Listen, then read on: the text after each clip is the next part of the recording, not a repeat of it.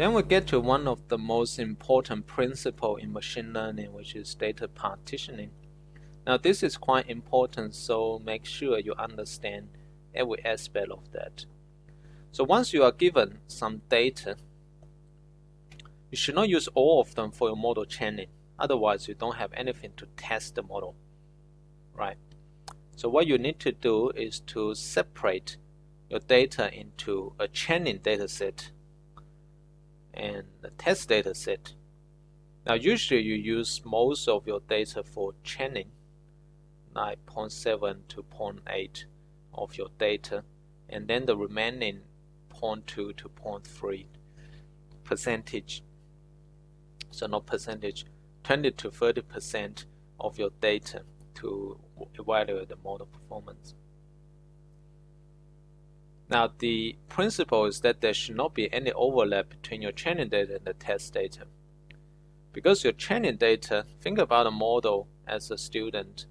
The training data is like the everyday exercise or test book or mock test that the students will do during the learning phase, and the test data is like the final exam. So what you should not do is to leak the information of the final exam into the everyday study of the student. Otherwise, the test is not fair, or it doesn't reflect the true ability of every student. So this leakage can be a direct leakage, like it sees the data itself, and it also can be any information about this data, for example, the range of this data. Just getting back to this analogy is that like the student basically cannot see the question, but they should not know which chapter the question is mostly from. So assuming there's a chapter that a lot of the final exam will come from that chapter. Because if he knows that, he might put a lot of effort just learning that chapter and will do quite well in the final exam. But imagine he does another final exam in another universe, then he will probably do much worse than this, because he overfits to this current setting by knowing which chapter most of the final exam comes from. Okay? So this is the most important principle down there, is to not have any overlap. And you should separate the test data, should not look at it. Now what would be a true workflow then? Say you are given some data. Say you are doing a Kaggle competition or doing a project. Now this data can be 100 samples. Now assuming you are doing a supervised learning, which means you have the X, which is the data, and Y as the labels.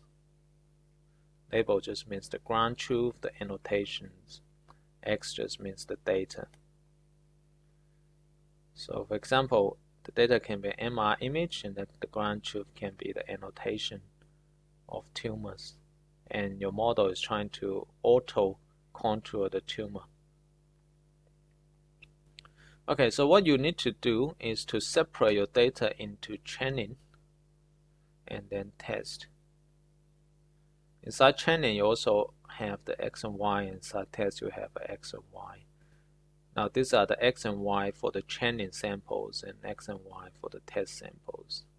So what you need to do is to take this X and Y and develop a model.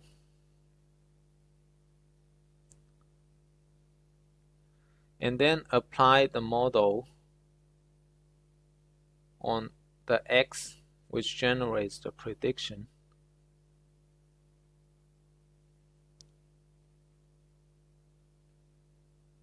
And finally compare the Y with the prediction, which generates the performance.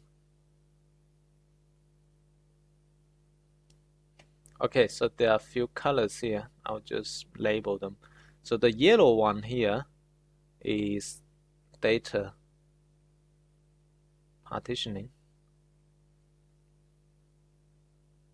And this light blue one here is model development or model training.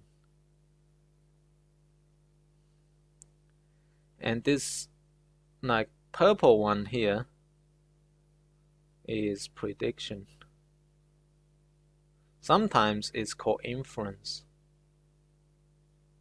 in some literatures. And then the final one, generating this performance, is called performance evaluation. Okay, so we have number 1, data partitioning, and then we have number 2, develop the model. Number 3, like perform the inference on some unseen data. So here is the test data. Number 4, get the performance using the ground truth from the test data and the prediction. So that's how you can have, like say, data